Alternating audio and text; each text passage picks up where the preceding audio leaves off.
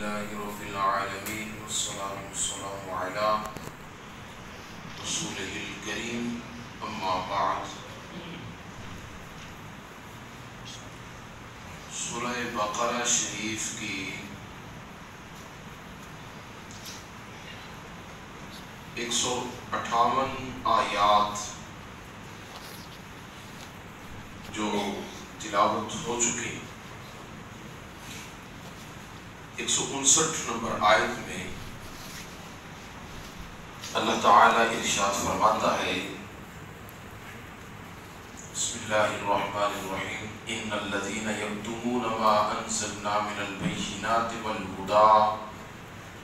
من بعد ما بیناہ للناس فی الکتاب اولئک یلعنہم اللہ ویلعنہم اللاعنون الا الذین تابوا واصلحوا وبینوا فَأُولَئِكَ أَتُوبُ عَلَيْهِمْ وَأَنَا التَّوَّابُ الرَّحِيمُ۔ اللہ تعالیٰ نے ارشاد فرمایا، بے شک جو لوگ ہماری نازل کردہ واضح کھلی نشانیوں، آیات کو اور ہدایت کو چھپاتے ہیں، من بعد ما بیناہ للناس فی الکتاب، بعد اس کی کہ ہم نے اپنی کتاب میں لوگوں کے لیے اسے بالکل وضاحت کے ساتھ بیان فرما دیا۔ اولئک یلعنہم اللہ، یہی وہ لوگ ہیں کہ جن پر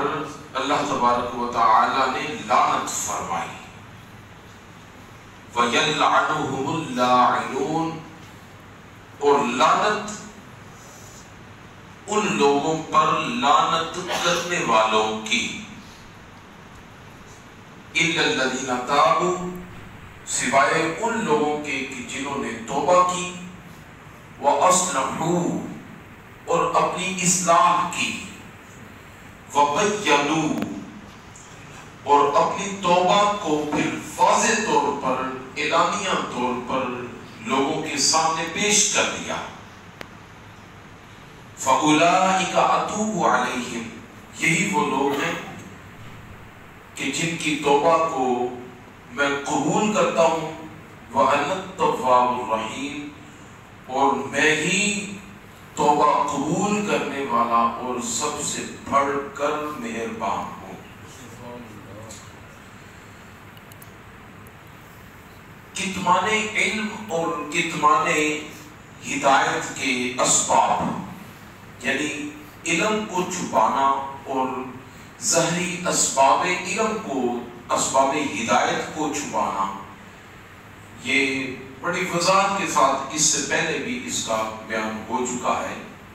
کہ جو علم کو چھپاتے ہیں اللہ تبارک و تعالیٰ کے ہاں یہ بہت بڑا جرم ہے، یعنی کہ مسئلہ کو چھپا لینا بھی اسی معنی میں آتا ہے، یا جس وقت جس مسئلہ کے اظہار کا وقت ہو یا جس مسئلہ کے اظہار کی ضرورت ہو اس وقت اس مسئلے کو بیان نہ کرنا بھی اسی جرم میں شامل ہے۔ اور وضاحت کے ساتھ تو یہ آیت ڈائریکٹلی تو علماء یہود کے بارے میں، نصارہ کے بارے میں نازل ہوئی کہ وہ حضور نبی کریم علیہ السلام کی نعت شریف، آقا علیہ السلام کی مدحت، حضور نبی کریم علیہ السلام کے اوصاف حمیدہ جو تورات شریف کے اندر، زبور شریف کے اندر اور انجیل کے اندر، پہلی کتابوں کے اندر جو حضور علیہ السلام کی صفتیں بیان ہوئی، انہوں نے حضور علیہ السلام کے وہ اوصاف بیان نہیں کیے بلکہ انہیں چھپا لیا۔ ڈائریکٹلی تو ان کی مذمت ہے، اور پھر جو احکام انہوں نے بدل دیے، مثلا اگر زنا کا حکم قرآن و سنت میں آج بھی جو شادی شدہ شخص اگر زنا کرتا ہے تو اس کی سزا سنسار کرنا ہے، رجم، اسے سنسار کیا جائے۔ تو اس جرم کی سزا پہلے بھی جو ہے وہ زنا کی سزا سنسار کرنا تھی، تو انہوں نے اس جرم کو بھی اللہ تعالیٰ کی بارگاہ اقدس سے جو نازل کردہ قانون تھا اسے بدل دیا، اور سنسار کی جگہ پر انہوں نے فقط ایک منہ کالا کر دینا اسے موقوف کر دیا، اور اس طرح دیگر احکام بھی انہوں نے اپنی مرضی کے ساتھ چینج کیے، بدل دیے اور لوگوں کے سامنے رکھیے۔ تو جب اللہ تبارک و تعالیٰ نے ان کے ان معاملات کو دیکھا تو ڈائریکٹلی تو ان کا رد فرمایا کہ وہ جو اللہ تبارک و تعالیٰ کے واضح احکامات نازل کر دینے کے بعد، کتاب و حکمت کے ساتھ ان کو بیان کر دینے کے بعد جو اللہ تعالیٰ کے احکامات کو بدلتے ہیں، ان پر اللہ تبارک و تعالیٰ کی لعنت ہے۔ تو ڈائریکٹلی ان کا ذکر ہے، اور انڈائریکٹلی عمومی طور پر قیامت تک آنے والے جو لوگ اس میں شامل ہوں گے، کہ جن کے بارے میں اللہ تعالیٰ کی بارگاہ اقدس سے حکم جو ہے وہ علم جسے امانت کے طور پر اس امانت کے ساتھ موصوف کیا گیا، جسے یہ امانت سونپ دی گئی، اس کے لیے وضاحت کے ساتھ مسئلے کو بیان کرنا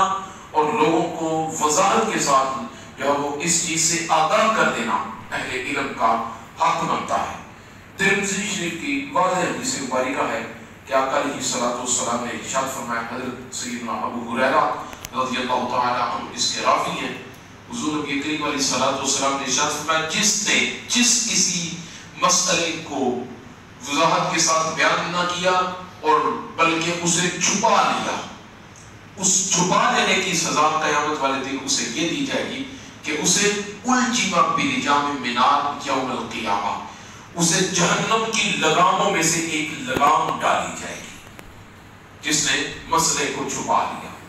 حضرت مولا علی کرم اللہ تعالیٰ وجہہ الکریم کی ایک روایت ہے، حضور نبی کریم علیہ الصلوۃ والسلام نے ارشاد فرمایا، جس کسی کے سامنے مسئلہ جو ہے وہ کوئی وقوع پیش ہوا اور اس نے وہ وقوع وہ دیکھا اور دیکھ لینے کے بعد اسے وضاحت کے ساتھ بیان کرنا اس کا حق بنتا تھا، مگر اس نے اسے بیان نہیں کیا، اس نے اسے چھپا دیا، کسی مصلحت کے پیش نظر یا کسی بھی جو ہے وہ وجہ سے اس نے اس مسئلہ کو لوگوں کے سامنے وضاحت کے ساتھ بیان نہیں کیا۔ فرمایا کہ ایسے شخص پر اللہ تعالیٰ کی لعنت ہے۔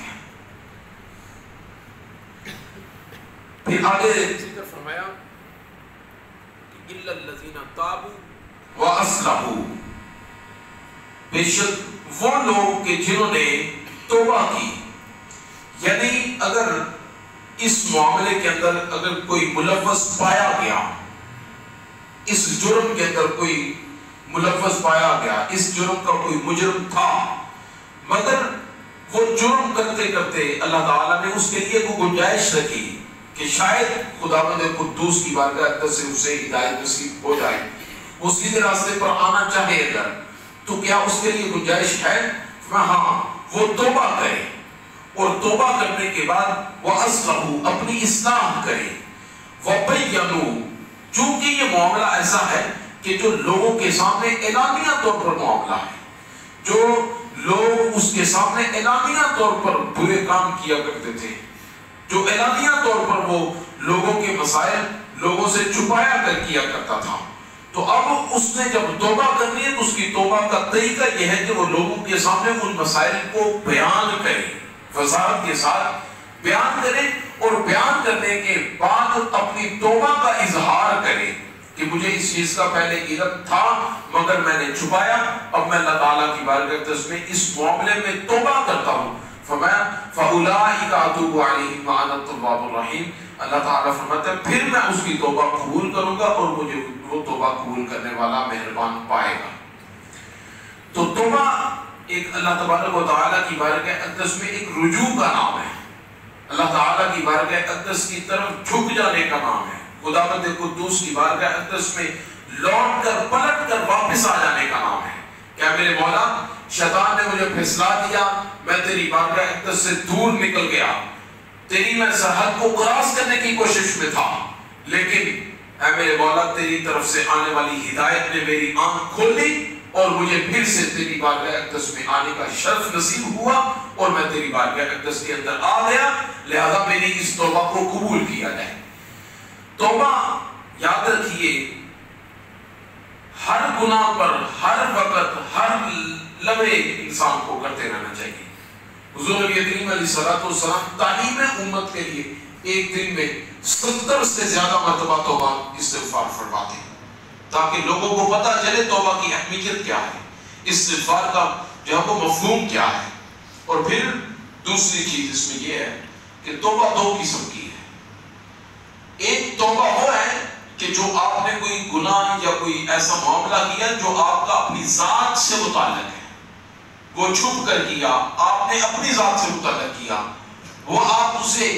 اپنی ذات سے متعلق جب اس پر توبہ کریں گے ندامت کے ساتھ اللہ تعالیٰ کی بارگاہ اقدس میں روتے گڑ گڑاتے ہوئے توبہ کریں تو اللہ تعالیٰ اس توبہ کو قبول فرماتا ہے۔ مگر وہ تو گناہ کہ جس کا تعلق سریعان لوگوں کے سامنے ہے، جو سریعان گناہ کیا جاتا ہے اور لوگ جس گناہ پر مطلع اور آگاہ ہوتے ہیں کہ یہ گناہ کیا جا رہا ہے اور اس گناہ کا فلاں مرتکب ہے، ہمارے علماء فرماتے ہیں کہ اس توبہ کی، اس گناہ کی توبہ بھی اعلانیہ طور پر ہونی چاہیے۔ اس گناہ کی توبہ بھی اعلانیہ، جس گناہ کو اعلانیہ طور پر کیا جاتا ہے اس گناہ کی توبہ بھی اعلانیہ ہوتی ہے۔ اللہ تعالیٰ نے فرمایا ان الذین کفروا وماتوا وهم کفار اولئک علیہم لعنۃ اللہ والملائکۃ والناس اجمعین خالدین فیہا لا یخفف عنہم العذاب ولا هم ینظرون۔ اللہ تعالیٰ نے فرمایا بے شک وہ لوگ جو کافر ہوئے اور حالت کفر میں ہی مر گئے، اولئک علیہم لعنۃ اللہ، ایسے لوگوں پر اللہ تعالیٰ کی لعنت ہے، والملائکہ اور فرشتوں کی، والناس اجمعین اور تمام لوگوں کی لعنت ہے۔ خاتمہ بالخیر ایک ایسی عظیم سعادت ہے کہ انسان اگر اس زندگی کے اندر جس طرح سے بھی زندگی گزار کے جائے، اگر مرتے وقت اسے ایمان نصیب ہو گیا تو اللہ تبارک و تعالیٰ کی بارگاہ اقدس میں وہ سعادت مند ہے، وہ اللہ تعالیٰ کی بارگاہ کے اقدس کے اندر بڑا خوش نصیب ہے کہ جسے مرتے وقت خاتمہ ایمان پر جس کا ہو گیا، اگرچہ اس نے گناہگاروں کی زندگی بسر کی، اگرچہ اس نے کفر کی زندگی بسر کے اندر جب وہ زندگی گزاری، لیکن جب مرنے لگا تو مرنے وقت اگر اسے ایمان نصیب ہو گیا اور خاتمہ ایمان پر ہوا تو وہ شخص خوش نصیب ہے۔ ہمارے بزرگ ساری زندگی اللہ تعالیٰ کی بارگاہ سے اگر دعا کرتے رہے تو اسی دعا کے ساتھ اللہ تعالیٰ کی بارگاہ میں پیش ہوتے کہ میرے مولا خاتمہ ایمان پہ فرما۔ حضرت سیدنا امام سفیان ثوری رضی اللہ تعالیٰ عنہ، حضرت سیدنا امام اعظم ابو حنیفہ رضی اللہ تعالیٰ عنہ، امام احمد بن حنبل رضی اللہ تعالیٰ عنہ، حضرت سیدنا غوث اعظم جیلانی رضی اللہ تعالیٰ عنہ، ان حضرات اقدس کی اگر آپ ملفوظات کا مطالعہ کریں تو آپ کو ان کے ملفوظات کے اندر بھی یہ چیز روتے ہوئے گڑگڑاتے ہوئے خداوند قدوس کی بارگاہ اقدس میں التجائے کرتے ہوئے ہے کہ لوگ تو کہتے ہیں کہ عید کا دن ہے، عید کا دن ہے۔ حضرت غوث اعظم رضی اللہ تعالیٰ عنہ فرماتے ہیں کہ اگر مجھ سے کچھ پوچھے کہ عید کا کون سا دن ہے تو میرے نزدیک تو عید کا دن وہ عید کا دن ہوگا کہ جب میں اس دنیا سے جاؤں تو ایمان کے ساتھ اس دنیا سے چلا جاؤں، پھر میرے لیے وہ عید کا دن ہے کہ میں خاتمہ ایمان پر ملا ہوا۔ اور جس کا خاتمہ ایمان پر نہیں ہوا، چاہے جتنی مرضی ریاضت کی، جتنا مرضی زہد کیا، جتنی مرضی عبادت کی، اس دنیا میں جس طرح سے مرضی وہ پارسا بن کر اس دنیا میں رہا، مگر جاتے وقت اگر ایمان نصیب نہیں ہوا اور حالت کفر پر مر گیا تو وہ بد نصیب ہے، اس پر اللہ تعالیٰ کی لعنت ہے، خالق کائنات جل جلالہ باعث الرحمہ کے فرشتوں کی لعنت ہے، لعنت کرنے والوں کی لعنت ہے۔ وہ بندہ پھر ہمیشہ ہمیشہ کے لیے عذاب میں رہے گا، خالدین فیہا لا یخفف عنہم العذاب، اس سے اللہ تعالیٰ پھر عذاب نہیں ہٹائے گا اور نہ اسے کسی قسم کی وہ مہلت دیا جائے گا۔ لہذا ہر لمحے اللہ تعالیٰ کی بارگاہ سے ایک دعا ضرور کرنی چاہیے کہ میرے مولا خاتمہ بالخیر اور خاتمہ بالایمان نصیب فرما۔ اس دنیا کی زندگی کے اندر جس طرح سے بھی ہم جیے، ایمان والی زندگی ہو اور ایمان پر خاتمہ نصیب ہو۔ ایک اور مسئلہ اس میں یہ بیان کیا گیا کہ لعنت کا جو مسئلہ ہے، اللہ تعالیٰ نے 2 آیات میں لعنت کا ذکر فرمایا۔ علماء فرماتے ہیں کہ کسی شخصیت کا نام لے کر شخصیت پر لعنت منع ہے۔ کسی ذات کا نام لے کر، کسی شخصیت کا نام لے کر لعنت کسی پر کرنا منع ہے۔ ہاں، وصف کے ساتھ کسی پر اگر لعنت کی جائے تو وہ قرآن کا ایک حصہ ہے، جیسے کہ جھوٹوں پر اللہ تعالیٰ کی لعنت ہے، سود کھانے والوں پر اللہ تعالیٰ کی لعنت ہے، ظلم زیادتی کرنے والوں پر اللہ تعالیٰ کی لعنت ہے۔ یہ شخصیت پر لعنت نہیں ہے، بلکہ یہ ایک وصف پر لعنت ہے کہ اگر کوئی جھوٹ بولے تو اس جھوٹے پر اللہ کی لعنت ہے، اگر کوئی حرام خوری کرے، حرام کھائے تو اس حرام کھانے والے پر اللہ تعالیٰ کی لعنت ہے، اگر کوئی ملاوٹ کرتا ہے تو اس ملاوٹ کرنے والے پر اللہ تعالیٰ کی لعنت ہے۔ تو اس وصف کے ساتھ اگر کسی پر لعنت کی جائے تو اس میں کوئی ذات متعین نہیں ہوتی، کوئی شخصیت متعین نہیں ہوتی کہ اس شخص کا نام لیا گیا ہے، لہذا وہ وصف کا ذکر ہوگا تو اس وصف کے ساتھ جو متصف کیا جائے گا یا جو اس وصف کے ساتھ موصوف کیا جائے گا، موصوف پایا جائے گا، اس وصف کے ساتھ پھر اس پر لعنت ہوگی، اور یہ قرآن کا حصہ ہے۔ لہذا کسی شخصیت کے نام کے ساتھ لعنت کرنا منع ہے۔ آپ اگر ایسا کوئی معاملہ ہو بھی تو قرآن کا اسلوب یہ ہے کہ اللہ تبارک و تعالیٰ نے فرمایا جھوٹوں پر خدا کی لعنت ہے۔ اللہ تعالیٰ ہم سب کو ایسے تمام معاملات سے اور ایسے تمام کاموں سے محفوظ فرمائے کہ جن کاموں کے کرنے والوں پر اللہ تعالیٰ نے یا اللہ والوں نے لعنت فرمائی ہے۔